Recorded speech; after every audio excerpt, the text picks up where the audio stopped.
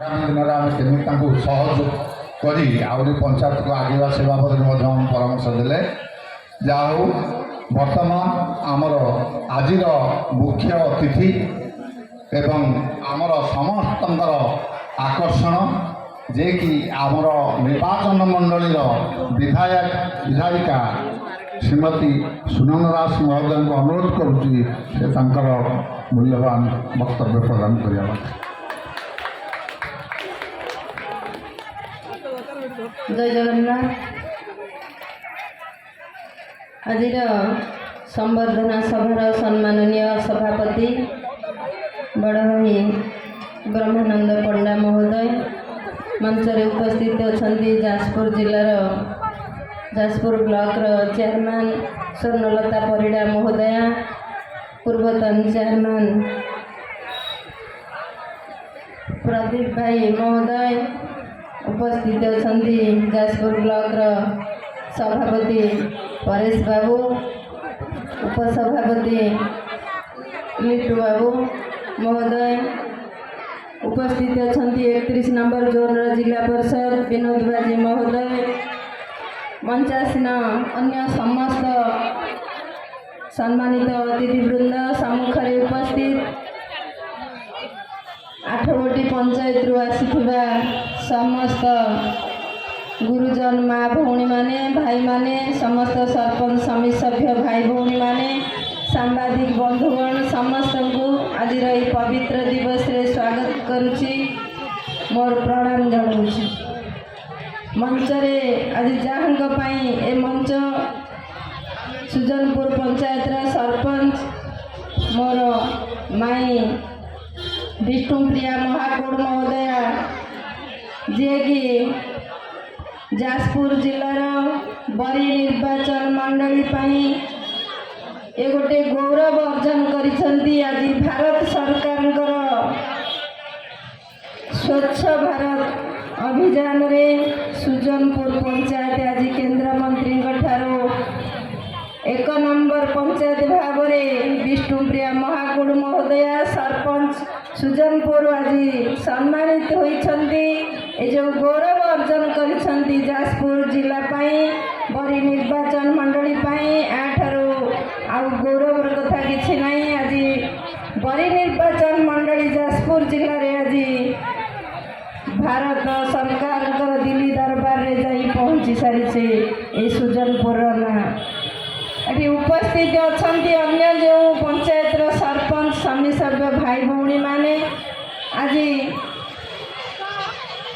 आमर पूर्वतन मुख्यमंत्री बिजू बाबूंकर स्वप्न थिला माँ को सम्मान गाँ को काम से आधार रे जो 33% महिला मानक पई त्रिस्तरीय पंचायत राज व्यवस्था रे स्थान संरक्षण करथिले।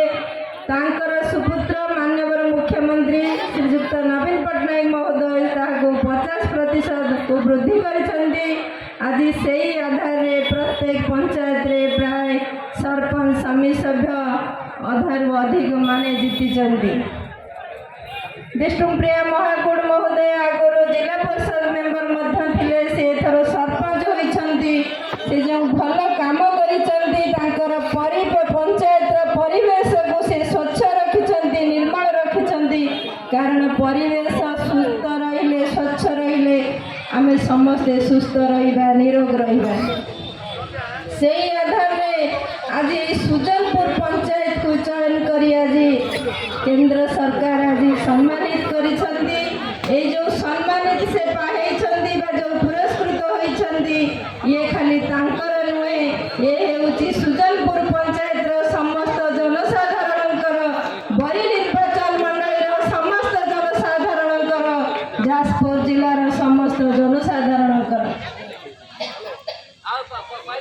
आज जाजपुर निर्वाचन मंडली रो विधायक बड़ भाई प्रणव प्रकाश दास महोदय आज से सारा ओडिशा रो दायित्व नहीं सांगठनिक संपादक दायित्व ताको गोटे मुहूर्त फुर्सत नहीं तथापि तांकर नजर रही जाजपुर जिला के सबु समय रे ओडिशा रे भारत वर्ष रे 1 नंबर स्थान रे पहुंचीबो।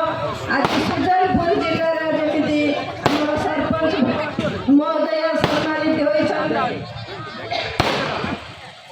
ଯାଜପୁର ବ୍ଲକର ଅନ୍ୟ ପଞ୍ଚାୟତରେ ମଧ୍ୟ ସେଇଭଳି ସରପଞ୍ଚ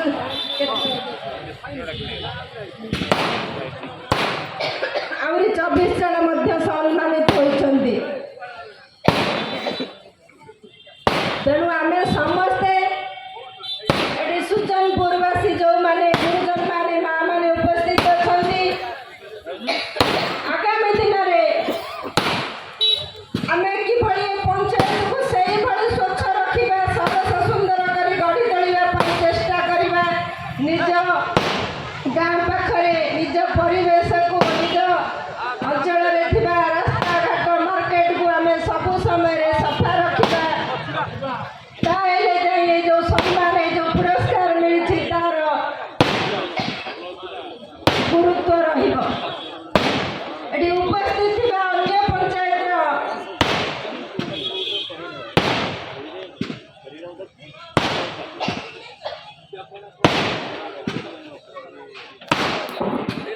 ଅନ୍ୟ ପଞ୍ଚାୟତର ଯେଉଁ ସରପଞ୍ଚ ଅଛନ୍ତି ଭାଇ ଭଉଣୀମାନେ, ସେମାନଙ୍କୁ ମଧ୍ୟ ଆଜି ଏହି ସୁଜନପୁର ପଞ୍ଚାୟତ ପ୍ରେରଣା ଯୋଗାଇବା, ଗୋଟିଏ ଦିଗ୍ଦର୍ଶନ ଦେବ ଯେ ଆଗାମୀ ବର୍ଷରେ ସେ ପଞ୍ଚାୟତର ସରପଞ୍ଚ ମାନେ ମଧ୍ୟ ଚେଷ୍ଟା କରିବେ କି ମୋ ପଞ୍ଚାୟତକୁ ମୁଁ ମଧ୍ୟ ସେଇଭଳି ସ୍ୱଚ୍ଛ ପରିଷ୍କାର ରଖିବି।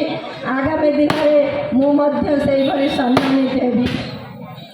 ଜିଲ୍ଲା ପରିଷଦ ହୁଅନ୍ତୁ ବା ସମିତି ସଭ୍ୟ ହୁଅନ୍ତୁ, ସରପଞ୍ଚ ହୁଅନ୍ତୁ, ଏ ତ୍ରିସ୍ତରୀୟ ପଞ୍ଚାୟତ ରାଜ ବ୍ୟବସ୍ଥାରେ ସରପଞ୍ଚ ପଦ ହେଉଛି ସବୁଠାରୁ ଗୋଟିଏ ଗୁରୁତ୍ୱପୂର୍ଣ୍ଣ ପଦବୀ, ଯେଉଁଥିରେ କି ସରପଞ୍ଚ ମାନେ ହେଉଛନ୍ତି ସେ ପଞ୍ଚାୟତର ମାଲିକ, ସେ ପଞ୍ଚାୟତର ସେବକ, ସେ ପଞ୍ଚାୟତର ସମସ୍ତ ଦାୟିତ୍ୱ ହେଉଛି ତାଙ୍କର।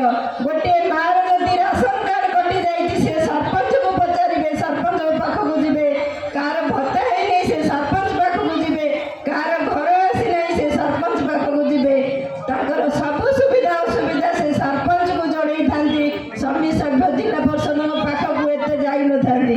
ତେଣୁ ସେଇ ସରପଞ୍ଚ ଜଣେ ଦିନ ରାତି ଏକକର କରି ତା ପଞ୍ଚାୟତକୁ କିଭଳି 1 ନମ୍ବର ପଞ୍ଚାୟତରେ ପରିଣତ କରିବା ପାଇଁ ସବୁ ସମୟରେ ସେ ତତ୍ପର ଥାନ୍ତି।